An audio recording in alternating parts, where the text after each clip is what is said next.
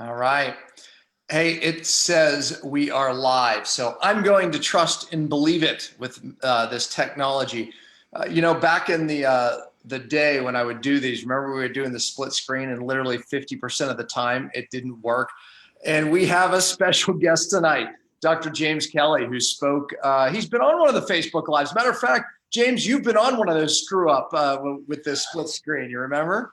Yeah, you sorted it out. I believe you had me call in via laptop and held the laptop up to the camera. Very ingenious, and we made it work. So hopefully better this time. Absolutely. No, we did make it work. Well, this is a little smoother this time. Well, look, I have talked. You're one of the experts. You're one of the doctors at ProLon and involved in the research. You spoke at my seminar. It was fantastic. We had a lot of just absolute great interaction. And by the way, folks, hang on to the call here because we're going to give you a chance to ask questions. So you might, if you have questions about the fasting mimicking diet, ProLon, remember I talked all about the kits, and I think it's the perfect place for most of you to start. I love this fast. My doctors love this love this fast, especially those who have on medications, major health challenges. Great place to start, especially metabolic type of problems. And if you're a newbie, this is a great fast. But anyways, listen, Jade, let's talk about the fasting mimicking diet. Maybe we have a few people that haven't heard of it. So just a very brief, because I think most of our viewers have heard of what the fasting mimicking diet rage is and the ProLon, really the ProLon fast. I don't even know what to call it anymore because ProLon's the company. Fasting mimicking diet is kind of what caught on. So what do you call it, man? Great question. So ProLon is a 5-day fasting mimicking diet, and there are a lot of different fasting mimicking diets that we're researching for various indications, but ProLon is our general wellness product designed for the masses. There's a lot of really interesting science behind it, but for those of you who do know it, great, welcome. We'll try not to bore you too much with repeat knowledge, but I love talking about it, so I am going to give a brief refresher for everybody. But the concept is basically that we accept that 5 days of fasting is really good for you because it takes a couple days to accomplish a couple key things. First thing that happens when you go into a fast, it takes about 48 hours to tell your body that metabolically you're now in a fast. And when that happens, every cell in the body turns off growth and turns on cleanup. That's the autophagy, apoptosis that everybody's looking for that triggers the stem cell based regeneration that we go for. And it takes about 24 to 48 hours to get that cleanup after those 2 days to even get into the state. So now we're in 4 days deep in a fast before you get kind of that cellular turnover. And then the 5th day is all about continuing maybe a little bit of the tail end of the cleanup and going into the cellular regeneration via stem cells migrating from the bloodstream. So cumulatively, it takes about 5 days to get all of those benefits. But if you've ever tried to water fast, it's really challenging. Some people can do it, most can't. The other challenge with a water only fast is that your body, for the first 48 hours of a fast before ketosis has taken over about half of the energy production, is going to look for a lot of energy in the body itself because you're not taking in any food. And the way it looks for it is in a couple key places in your liver and your muscle.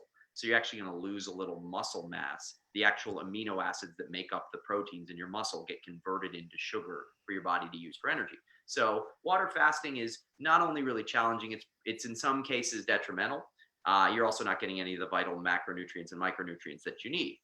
So where ProLon comes in, and for those of you who have done it, you know what I'm talking about. For the rest of you, it's real, genuine Mediterranean-style plant-based nutrition that gives the body nourishment in sort of a stealth way. We figured out how to sneak in macronutrients, a very small amount of protein, a small amount of sugar, moderate amount of carbs, and a high amount of healthy fat at a very particular ratio and amount that we carefully tested and measured and validated clinically that allows your cells to stay in that fasting state. So you still get the autophagy and the apoptosis, but we give you breakfast, lunch, dinner, snacks, desserts, drinks. It's not a lot of food on day 2 through 5, but we make it feel like enough to get you through, and hopefully it tastes pretty good. So the whole concept is basically give you real food, but allow you to stay in that metabolic fasting state. Right. That's what ProLon is. Yeah, and it's great. One of the things, for years I've taught partial fasting and, as this alternative, and it's basically getting your calories down 500 to 800 and keeping your protein below 20. Well, I always said that even though we've known clinically for years that this was a great alternative, I never liked it because I would get myself eating a little bit in my kitchen and I just couldn't slow down the train, right? And the first time I did the fasting mimicking diet, it was a breakthrough for me because I could actually do a partial fast with better success because here's the box of food that I get every day. And I'm telling you, James, it was a breeze for me with that because when I had to make my food, I was calculating my calories, and who can do that anyway? But I was good at doing it, but I wasn't good at stopping eating. So there's my food for the day. I absolutely love it. You know, with myself and my doctors, we really have loved this as a tool, you know, for just our clients and patients. It's been a real blessing. Look, the research is there, and I had the question this morning, and you kind of answered it. Well, I don't understand, the person said. How can you eat food and, you know, still get autophagy, the stem cells, and all the benefits that you talk about? And fact is Walter Longo, who we've talked about on some of the past Facebook Lives, has shown that, in fact, it still happens. So talk about that. Yeah, so the body recognizes nutrition through these three key nutrient sensing pathways. Basically, what happens is you eat and it triggers the body that says, hey, food is here, let's go make something. And those pathways that we look at, I won't bore you with too much biochem, but it's IGF-1, which is insulin-like growth factor 1, protein kinase A, and mTOR, which is mechanistic target of rapamycin. These are mTOR, IGF-1, and PKA notice when food is there. Specifically, they notice red meat, protein, animal protein strongest. That'll trigger growth. And then sugar also does the same thing, and carbs to some extent. And it turns out that these pathways, when you turn them off, they turn on autophagy and apoptosis. Right. Dr. Longo figured out how to turn them off while still giving you food, because they're not on-off switches that sense any amount of protein. You have to go to a very small amount, but there is a certain level of protein that you can use and shuttle it into the body if it's plant-based and trick the body to stay in that autophagy state. And the IGF-1 doesn't get triggered. And then the same thing happens with mTOR. I can give you a little bit of insulin, a little bit of sugar, moderate amount of carbs, a little bit of protein, and you won't trigger mTOR to turn off autophagy and apoptosis. So the body still notices the food, but it doesn't notice it enough to turn off the benefits of fasting. So that I can give you a lot of healthy food fat and still keep it going. So if you add those all up, that's what you get with ProLon. A little bit of protein, a little bit of sugar, a moderate amount of carbs, and a high amount of fat below the level that turns off autophagy and apoptosis. Exactly. That was well said. I think everyone can understand that. You just don't turn off those pathways that drive this autophagy, and that's exactly what we want. Now, you know, the question is, and I get this question a lot, okay, if a little bit of this caloric restriction is good, what about a lot more? Meaning that we read all of the studies on anti-aging, and the only thing that really works is caloric restriction. So, you know, well, can't we do more of this caloric restriction? And in fact, Walter Longo, who you mentioned, one of his predecessors was in the Biosphere 2 project, where they actually did 2 years of this basically, and it was a fail. And what Walter's brilliance is doing it short term. So kind of tell that story. So you know, that's exactly. So they emerged from the biodome and the biosphere, and what they showed was they were tremendous. So basically, the story is that they'd gone in and they turned out they'd miscalculated how much food they would need. And they had all committed to staying in there with everything closed in a closed system. So they immediately implemented, and David Heber was the doctor on staff, I believe, and implemented an extreme caloric restriction for everyone in. Yeah, I think it was like 35% calorically restricted, correct? Pretty intense. So, and I apologize, I don't know the exact amount, but they were basically following the studies that showed that, you know, animals would live longer, et cetera, fruit flies would live longer. They were trying to mimic that amount. Yeah, and they demonstrated that when they emerged, they were very emaciated. They'd lost a significant amount of muscle mass, but they were still, but it had worked in certain capacities, and then certain functioning was actually improved. So there was a little bit of maybe this isn't caloric restriction there's a sweet spot where if you hit that sweet spot, you can get all the benefits while possibly minimizing the downside. And that was sort of the aha moment of maybe we should look into this. And then coupled with the research into the blue zones that showed IGF-1 mutation populations and people with very low IGF-1 are less susceptible to age-related diseases, which are most of the diseases we face in America, including prediabetes, metabolic syndrome, cancer, heart disease, neurodegenerative disease like Alzheimer's. All of those are susceptible to IGF-1. And if you lower IGF-1, you delay aging. So Dr. Longo put all of that research together to look at, is there a nutritional intervention that I can do that will give you the benefits of low nutrition without the downside. So Right. that seems like the short-term Yeah. fast food, that sweet spot. Yeah, exactly. Bursts of these things. As a matter of fact, you can talk about studies that you're doing, and this was animal study. And I remember the first one that I read was looking at 5 days a month for, I think it was 4 or 5 months. And the beta cells in mice or rats actually regenerated because of the autophagy and the stem cell creation, showing that these short bursts actually are super beneficial. Yeah, they did another one with humans, and I have to be very careful how I talk about here. I just want to clarify, ProLon has not been tested to diagnose, treat, cure, or prevent any disease. It's for general wellness. But there was a study we did on exposing, in a lab setting, human beta cell tissue from a diabetic in a petri dish, exposed to the serum of somebody who had fasted 3 consecutive 5-day fasting mimicking diets, and it demonstrated regeneration and decrease in autoreactivity. So a lot of really good stuff happens in labs. Now we have to scale it up. We have to do the human trials to validate, because What you are doing right now, actually. we are in the process of doing, there's a couple kind of gray areas that we're still ironing out, but we have about 40 clinical trials going on at the moment. Some are investigator initiated, which are done by doctors that have nothing to do with our company. We're just very excited with the potential and are conducting this outside of us. So we're really excited to see where that heads, because that's truly independent research.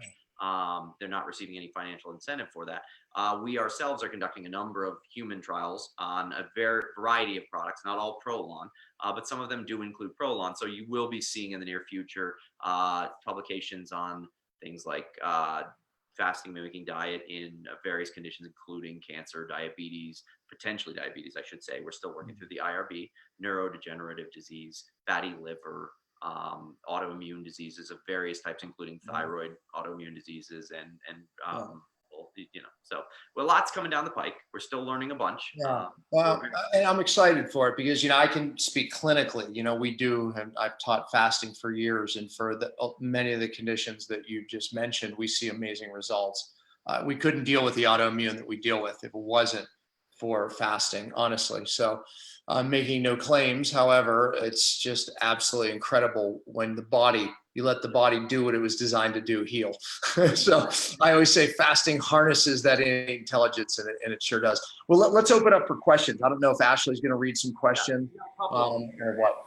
The first question is, what about supplements during fasting mimicking diets? Which is a great question. We get that all the time. So we did not test ProLon with anything other than the supplement that it comes with. So we include something that's below the level that we think triggers any sensors in the body. It's a fairly well-designed supplement. We're going to be improving the quality in the near future. I know I've been saying that for a while, but I keep getting told that. In the near future, it's going to get a lot better. But at the moment, we have a pretty good supplement in there. So we recommend that everyone stops everything. There are certain supplements that we avoid in particular that tend to stimulate growth, but there is some question about whether it's good or bad to stop taking growth supplements you've been taking regularly and you've been at the same steady dose for a while. Is that a good or a bad thing? And the short answer is we don't know. So that has to be up to the clinician, depending on what you guys feel is the best thing to do with that. So there are supplements that may be important to continue taking because we don't want to crash your metabolism, but we don't know. So in general, we say avoid them if you can, but there are, if on a case-by-case basis, if you want to call us up, or send an email. We're happy as a company to let you know what we do know about the pathways, because some of them are probably less interfering than others. Yeah. So, so that's the first one. Then there's another one about glucose going up and ketones going down on a partial fast. Does that mean I'm breaking autophagy? So we don't actually look at, so ketosis is a side benefit. So when we do see that, and if you're doing a partial fast, you're giving your body some of the nutrition instead of relying exclusively on ketosis. So you tend to see more ketones, but less ketones. But that's to be expected. The question is, are you beyond the threshold that turns back on mTOR or IGF-1? Those are sort of a separate process. Ketosis occurs at the same time as fasting, but they're not really the same. The cellular regeneration and ketosis are separate. I don't know if that makes any sense, but so we will see. I think I have taught on what Seyfried uses to look at autophagy, right? We look at dropping glucose, rising ketones in a 1-to-1 ratio. And so to answer that question is, during the fasting mimicking diet, we still hit the 1-to-1 ratio. Most people will still hit that ratio as an indicator of hitting max autophagy. So The answer is yeah, you'll still be there. So You should still be in an autophagy state if you're maintaining a low enough ratio. So one of the questions I have about that somebody asked next, I have to clarify that question. Can you use the FMD to break a water fast? What exactly are we meaning people there? do all the time, actually. Yeah. So they're asking, like, yeah, can we go from a water fast into an FMD and keep it going? My doctors have done that with their clients and patients because it's very, people blow a fast by not breaking it correctly. And matter of fact, Albert Mazir is one of the French guys that I learned partial fasting. He learned it by these people would come out of water fasting, stop losing, they would start losing their results. He'd move them into a partial fast and regain results. So moving someone into a partial fast is doing what he did some years ago. Yeah, and we do see a sort of the peak autophagy and apoptosis occur at about 48 to 96 hours into a fast, which is day 3 and 4. So if you've already done a water fast and then you go into a fasting mimicking diet, you may not get a tremendous amount of additional cleanup, but it certainly would metabolically be a gentler transition for sure. So I could see the utility in that. We don't have any published data at our company on that, but we do hear a lot about that anecdotally. The next question is, can you eat all the food in one meal, since I'm used to one meal a day? Dr. Longo has gone on record as saying you can eat it any way you want, as long as day 1 is kept in day 1, day 2 is only consumed during day 2, etc. In the mice, we actually did only do 1 meal a day, and it showed no difference in outcome. And in humans, some of the people in the trial did elect to consume it once a day, and they did well. They had the same metabolic reactions. I don't know if we didn't de-identify the data, so I can't tell if the stem cell population, if the stem cell measurements in the people who did do it all in one day are the same. So I don't actually know 100% rock solid that there will be no impact, but based on what Dr. Longo has said and based on our preclinical results, it seems like you can indeed eat it all at one sitting. Obviously, most of our data is on spread out throughout the day, so we're much more confident in that, but that doesn't mean it doesn't work. So that's the best I can do right now. I apologize. I wish we had a better answer. No, that's a great answer, and I think it's you can do it. Listen, whatever makes it easier to get it through, for you to get through. And I want to get this. So you can go to myfastingkit.com, myfastingkit.com, and you can get what we're talking about, your boxes of food. And if you put in Pampa as the code, you actually get $25 off, which there's not a discount on this. So that's a great discount because there's not a discount on your kits. so thank you for doing that for our group as well. Thank you for helping spread the good word. I think it's really important. In fact, their next question is, where can I read more about the studies on the FMD? So that's a great question. We want to get as much of the word out as we can. There are rules around what we share and how we share it. And that's for your protection. And obviously, we want to make sure that we are validating everything, both preclinically and clinically, before we bring it to you, because we think the most important aspect of this is changing people's attitude about food as medicine. And if we're not careful, we do a disservice to that. So we are going to be a little careful. But if you go to ProLonFMD.com, you can read a little bit of the research. If you go to our corporate website at L-Nutra, N as in Nancy, UTRA.com, or that's L-Nutra.com, they will have all of the published trials to date. Unfortunately, the bulk of our research in humans is going to be coming out over the next year to 3 years. So much more in the future. At the moment, we're just very excited about the potential. And there may be some pre-publications coming out shortly in a different product, FMD, in the use of in cancer, which we're very excited about as well, but in conjunction with chemotherapy. So keep your eyes peeled for that in the near future. But in the meantime, all the stuff that's up there right now, it's still pretty extensive, but we're going to do a better job with more humans. We really want people to know how much there's been at this point, about $50 million of funded research going into this in preclinical and clinical. So we want to get that out there. But I'm happy to, again, one-on-one, you're welcome to reach out to us, and we as a science team will also brief you. There's a large group here. So I want to keep moving through the questions. What if I'm not used to eating carbs, such as beans and grains? Do you want to take a stab at this one? I'm not sure I totally understand. You mean because it's in the fasting mimicking diet? You think that's what they're asking, James? Yeah. I mean, again, I promote diet variation, right? So for me, all these different diet shifts are actually really good for the microbiome and good because it forces adaptation. So I would say this, try it regardless, because the shift may actually be really good for your microbiome. That would be my answer. You could stab at it as well. Yeah, the other thing I highlight is while it's percentage-wise, it's about 35% carbs. It's still only about 800 calories a day. So we're not talking about a huge amount of carbs. Yeah. So even if you eat a very low carb diet, unless you're eating a zero carb diet, it's not going to be a substantial amount. People still go into full ketosis on our diet. They still maintain 1.5 milligrams per Absolutely. liter. So they, I mean, for the most part, some don't go as high. Yeah, I mean, the average carb is 50, a day, which is like ketosis diet anyway. It's just plant-based. So go ahead, next question. We're gluten-free, but we're not totally grain-free. And the next question is, how often do you recommend doing the FMD?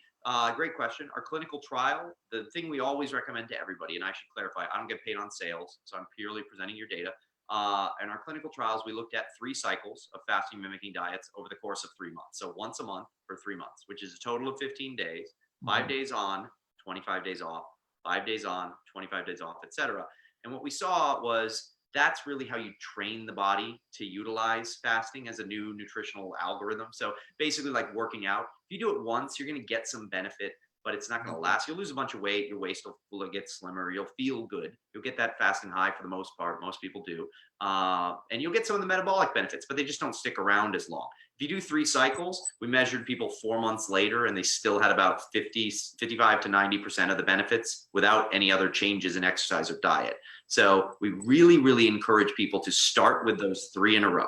Once you get to 3 in a row, then you can back off, maybe do it if you're at your goals. You can do it once every 3 to 4 months. If you're super, super healthy and you don't have any changes you want to make and you just want to keep deleting damaged tissue every couple months, you can go once every 6 months. But realistically, for most people, the best kind of reminder to the body is once every 3 to 4 months after they've done that initial 3-month training. I love that. And that's what we do clinically. So we've seen the best results. I always say you don't heal in just one fast. You want to do multiple fasts. So great advice. What's the next question? Next question is what do you recommend for day 6? And this is a tough one because we are very, very science-based. And because in our clinical trial, we wanted to see specifically what ProLon does, we did not have them change their diet between cycles or afterwards. They strictly continued what they were doing beforehand. No increase in exercise. At least we requested that they don't do that. Some may have elected to, but because of that, we don't have data on what the optimal day 6 looks like. And we can't really comment on that. The best we can say is we go from soft to hard as you tolerate it, basically, because you've been on essentially a really soft, gentle diet for 5 days. You don't want to overburden the system. And if you eat too much sugar or you eat too much carbs or too quickly, or like a steak for breakfast, you're probably not going to feel very well. But no, there are better ways. We prefer people to do a Mediterranean style healthy diet, which I'm sure you can comment better on.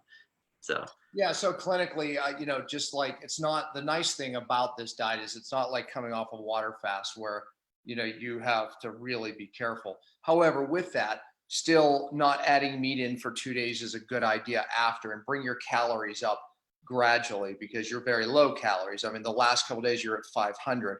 So to go to 800 to 1,000 by day 3, breaking the fast, you can pretty much go back to the way you're eating. I mean, hopefully it's a healthy diet, the way I've been teaching you the last month. That diet, not your standard American diet. Go ahead. What's the next question, James? So can you drink coffee on FMD? Unfortunately, there is a limit to coffee because caffeine in particular, reactivates protein kinase A, which is one of the pathways we're trying to hide from. At least some studies indicate that it does. So we really recommend no more than 90 milligrams of caffeine per day during the diet, which is 1 cup of traditionally brewed black coffee, or 2 cups of black or green tea, normally steeped, or 6 cups of decaf with no cream, no sweetener. You can do that every day. And if you're a big caffeine drinker, I recommend that you do that, or you're going to be miserable on the diet. I do tell most people to wean themselves down ahead of time, just because day 2 is already a transition into a starvation state. It's already potentially going to give you a headache. The last thing you want to do is make it worse with caffeine, but you don't have to go cold turkey. I drink a cup of coffee every day during the diet. It actually lowers my appetite a little and makes it a little easier for me, but I'm a bigger guy. So if you're smaller, the less you can deviate from the protocol, the better. But you can't have 1 cup. And I would test, because one of the indicators that you're breaking out of autophagy is that rise in glucose, right? And I talked about that as far as tumors stop shrinking, and then that's Seyfried's research. But so again, some people, no problem. Other people, caffeine does kick them out. So one of the ways we test for it, Dr. Jim, is we actually do glucose ahead, and then we test glucose 30 minutes after. If you get this spike, it's an indicator you're busting out of autophagy. A little trick. Yeah, you guys are pretty advanced. We do see with certain people, and there's kind of no way of predicting it. We're going to look closer in our next larger studies at glucose curves, because we really only reported on before and after each 5-day, not what was happening individually during. Yeah. So there are some nuances to it, but we did look, if you just look globally and back off on it, there are some really great impacts. I'll keep moving. Does it contain sugar? It does contain sugar, and that's actually a very good reason why. We don't want to go down to zero. The whole point of this is to give you the maximum amount of nutrients to protect your body without kicking you out of autophagy or apoptosis. So we're giving you sugar, we're giving you carbs, and we're giving you glycerin on day 2 through 5, all of which your body will use instead of your muscles. So the whole point of the diet is to protect your body and keep it busy while it fixes itself in naturally fasting autophagy and apoptosis. Without that sugar, you're going to lose more muscle mass. So there's a small amount of sugar. It's only about, I think, 40 calories a day or so. So it's not a lot, and it's primarily from honey. And there's a very high amount of fiber per day and a lot of healthy fat, which delays absorption. So don't just read the sugar label. Look at what's actually in the diet, because we give you almost a full day of fiber per day on the diet, and we're giving you less than half the calories per day. So it actually has a very low glycemic index despite having the sugar. So really what's more important is the glycemic load and glycemic index and the source of the sugar. So don't just pay attention to the label and look, oh my gosh, the nut bar has 8 grams of sugar. It's really only going to see about 1 to 3 grams. So it's a pretty low amount. So, and then the last one, and the last question I got here is, can I skip or substitute any of the food in the kit if I'm picky? You may request when you purchase that you have an allergy and you need a replacement of a certain item. Other than that, we don't really do anything. We just ship you extra. Then it's up to you to substitute it out. You can skip at your leisure, however you want to say it in California these days. But if you skip a food, you're going to be closer to fasting. So that'll actually probably help you a little bit, but you may risk losing a little bit more lean body mass. So depending on what you want to skip, like olives, for example, are not a huge portion of the diet. If you hate olives, although I recommend everybody give it a shot, because I hate olives, but on the diet, I love them. That's a good source of healthy fat, but if you skip it, it's not the end of the world. There's no real recommendation around substitution, because anything you bring in from the outside can potentially alter the diet. So we just stay away from that and say, just tough it out. It's 5 days. You can do anything for 5 days. And if you spend as much time as a lot of our customers do trying to hack the diet, just getting through it, you'll probably get a better result. So, awesome. Well, Dr. James Kelley, thank you very much. We appreciate one last one I really want to get to. I really want to hit this one. Okay. I thought you said that was the last one. Good. Fire away. One more popped up, which is, do you recommend exercising on a fast? So we actually tell people not to on day 2 and 3, although there's some debate as to whether you can just continue your normal level. We say don't exercise at all during the diet because we didn't test it. When you exercise, you release growth hormone, which may actually counteract the benefit of the diet. And then on top of that, you're using up energy you're not taking in. So you may lose muscle mass because your body's looking for extra energy, and you may also be more lightheaded. So we really recommend that if you insist on working out, you limit it to about 15 minutes per day of vigorous exercise. You can do gentle yoga, no heat, hot yoga. You can do brisk walking, but just treat yourself like you're fragile until you prove you're not. I work out very hard on day 1 and 5, but we don't have any evidence or research on that. So we really just say, be careful. So that's our current recommendation. So. Great advice. Hey, we thank you for being here. Our group thanks you, and we'll have you on always again. We love working very closely with you all, and we love this tool. So appreciate you. Well, thank you for getting the good word out. We appreciate it. And you guys are the tip of the spear. Keep it up. You got it, man. Thanks. Thank you. Bye.